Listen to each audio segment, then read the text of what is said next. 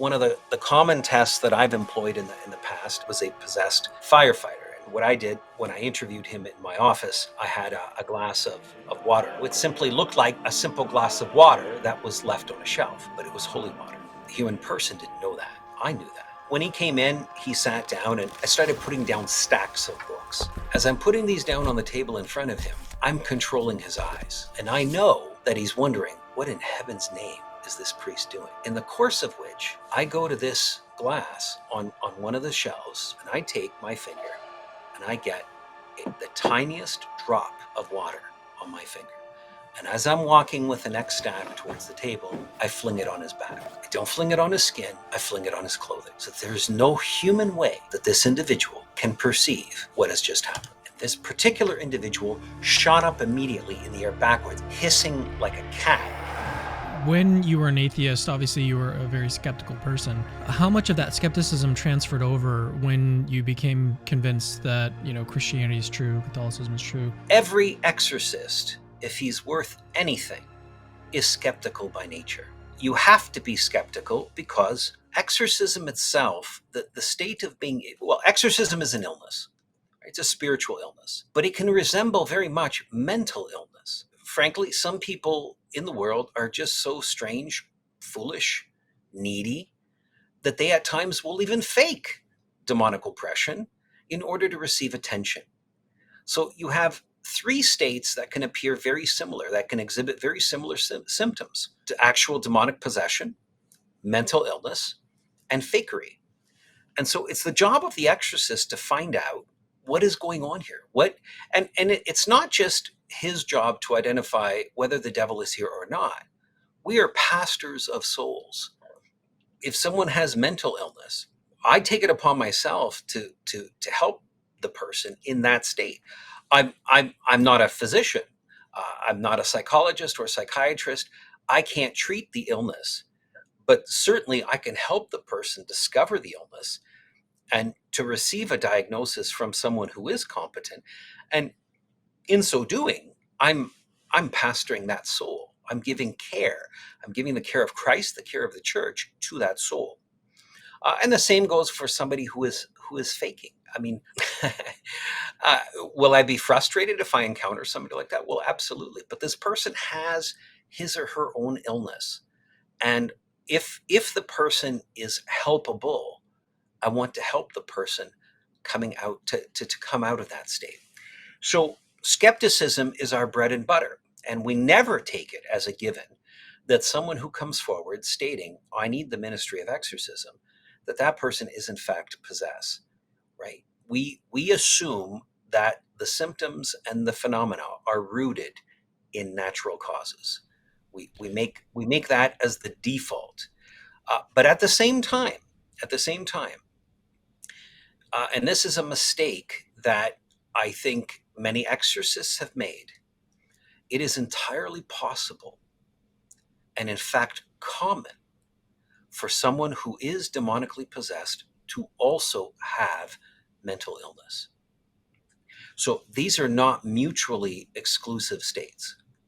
So what you want to determine is the symptoms that are afflicting this person now, the symptoms that have brought the individual into your office and they're sitting here in front of you.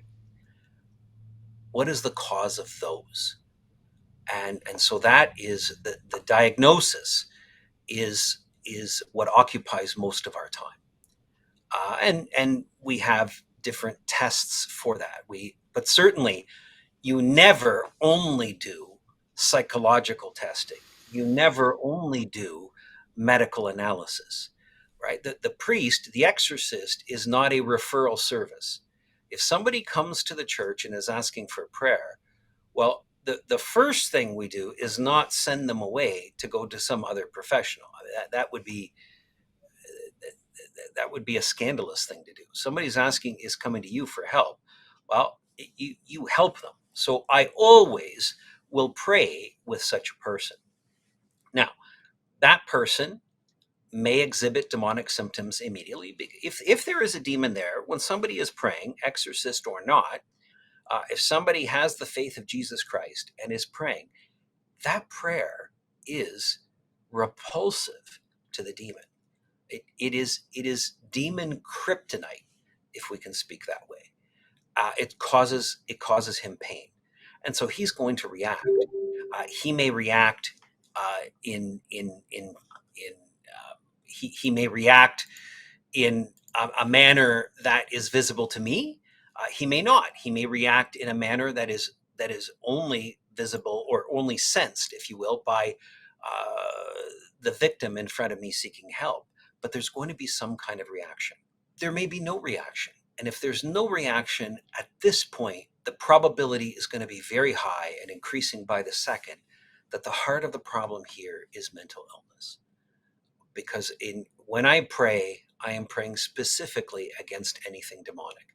And if there's no reaction whatsoever, even internally to the person, so when I'm done praying, I will always ask, as I was praying, did you see anything, hear anything, feel anything? And I will specify that. Was there any pain in your hands, in your throat, in your stomach? Was there any agitation in you? Were there any memories that came up? Any dark, ugly images that came in your mind? Where I rested my hand on your head as I was praying, is there pain there? Did my hand feel extraordinarily heavy? I will make specifications like that, and I'll let them tell me what they experience. So that's the beginning of a diagnosis. Mm. Even if someone has a demon within them, you will employ psychology, you will employ medical staff, because again, they are not mutually exclusive, and there can be a condition in the state of somebody who is possessed that you need to be aware of, that if you're not aware of, that medically it can be a liability to them, it can wound them, if you're not aware of it, you're not helping them.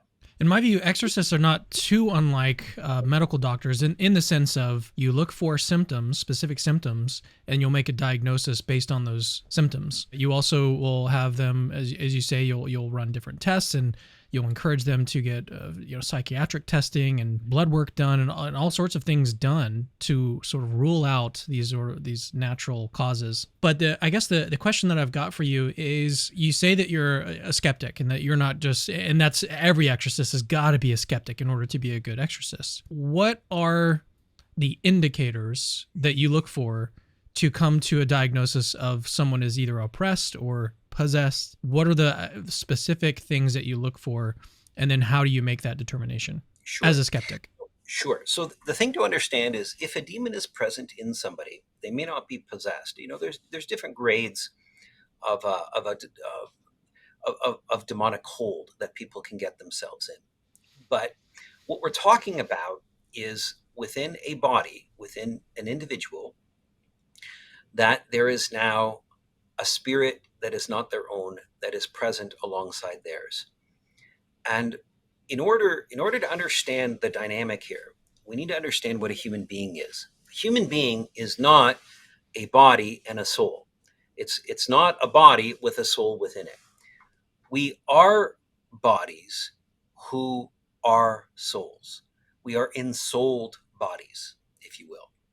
So it was never in God's plan for there to be a separation between the body and the soul that occurs at death. That was never part of God's plan. And so we are in integration. There is no point, there's no dividing line between where your body ends and your soul begins.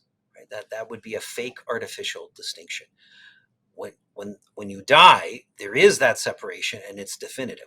We can see. We look at a dead body. This person is not here any longer. This is the shell of who they were.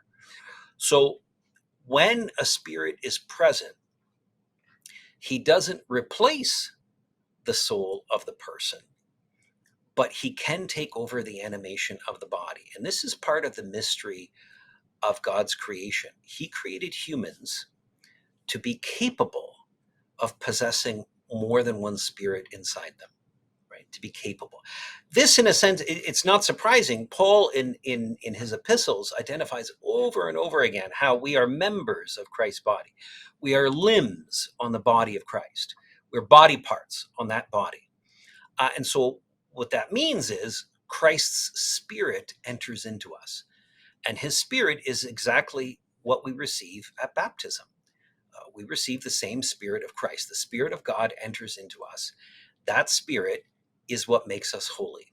That spirit is what generates within us the good actions that we're called to do. That spirit leads us, it guides us, it counsels us, it informs us, teaches us, and so forth. But it is possible for an evil spirit to enter inside us.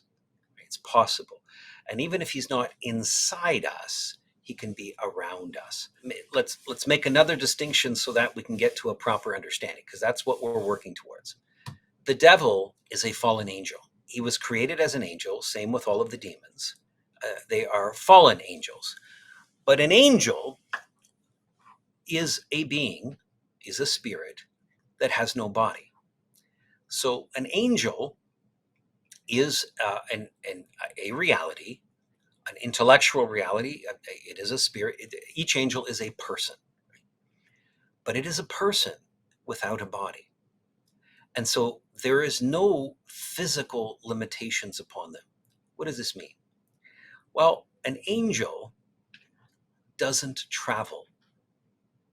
It has no need to travel. It doesn't have a body. Therefore, it's not limited by space and time. So an angel, any angel, your guardian angel, is just as present to you as he is to the planet Pluto, as he is to the farthest recess of the universe, to the bottom of the ocean, to the highest mountain. He is present in all of those locations simultaneously, because all of them are equally available to him as any other.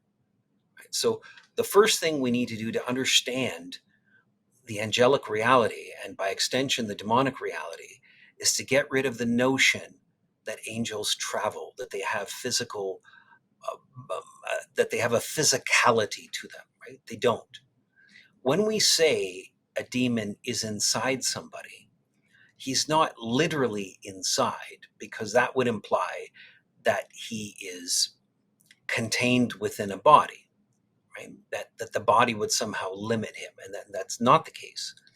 What we mean by that is that the demon has somehow gained a legal jurisdiction to manipulate this body, to manipulate this person, to push his or her consciousness aside and begin inhabiting. Right? That's what we're saying.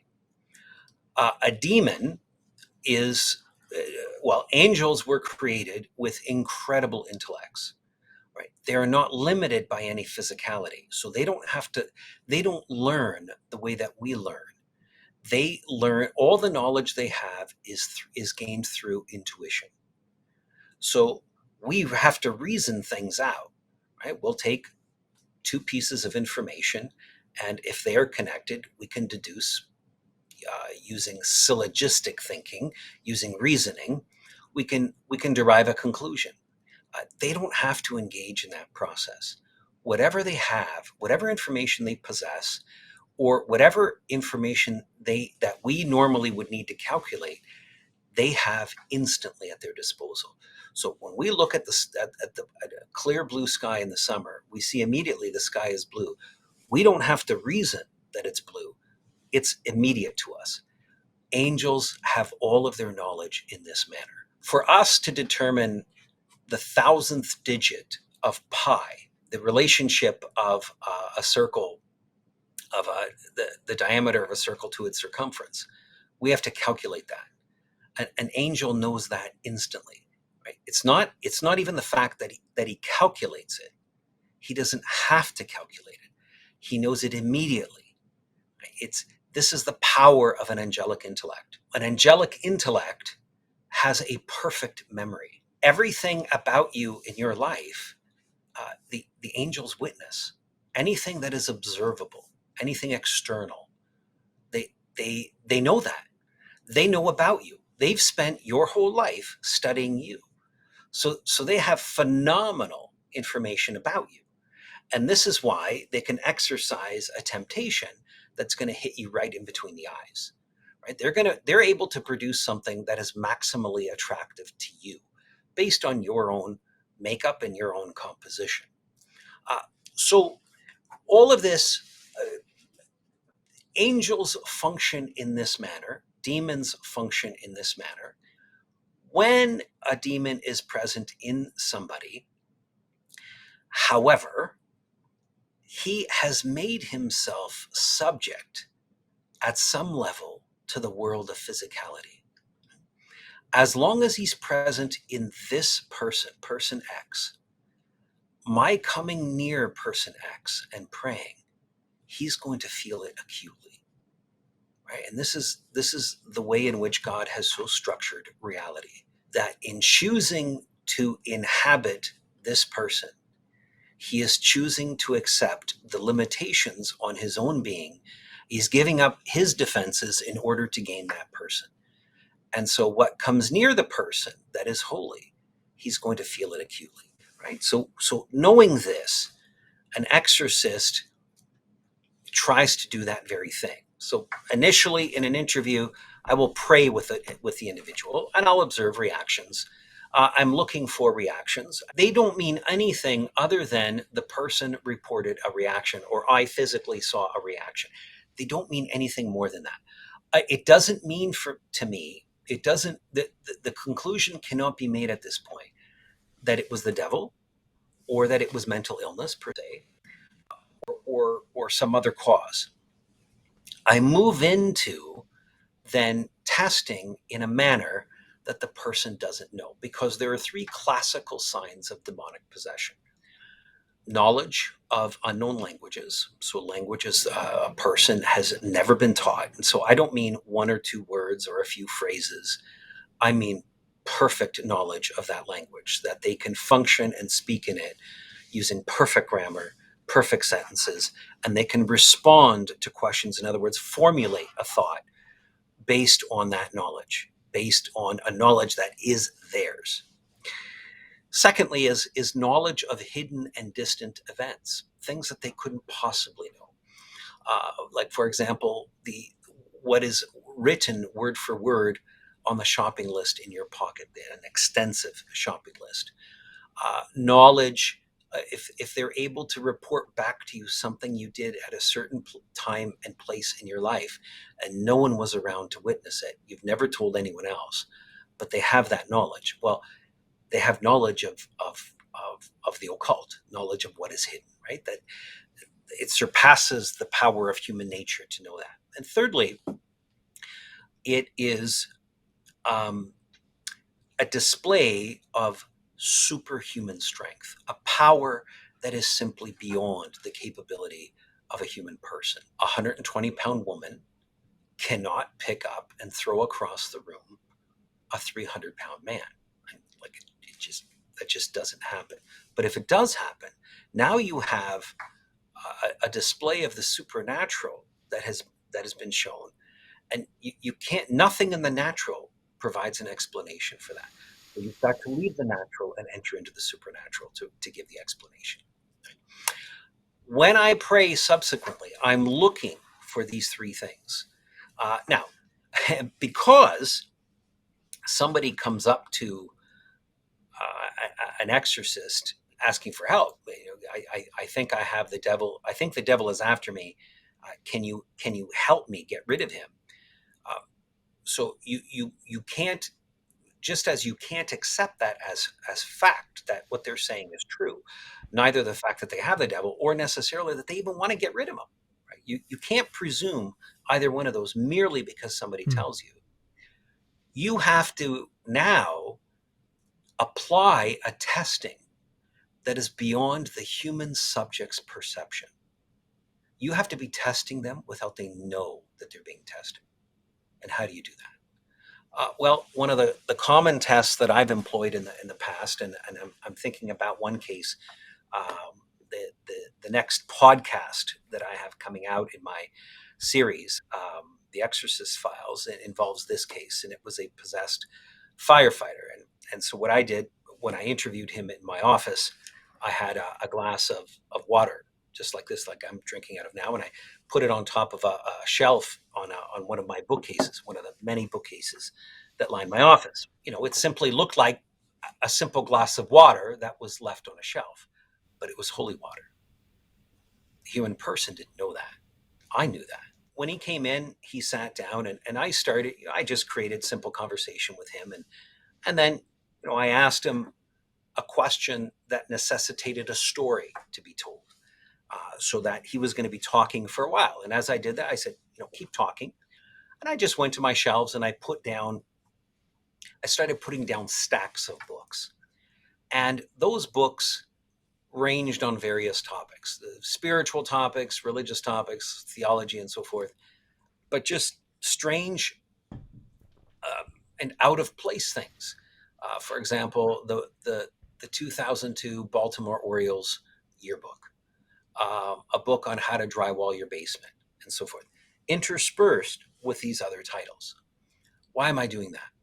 As I'm putting these down on the table in front of him, I'm controlling his eyes. And so he's looking at those titles. And I know that he's wondering, what in heaven's name is this priest doing? Why is he putting these books on the table? I'm controlling where he's looking. And so I just keep bringing several stacks, in the course of which I go to this glass on one of the shelves. Right? I know he can't see me.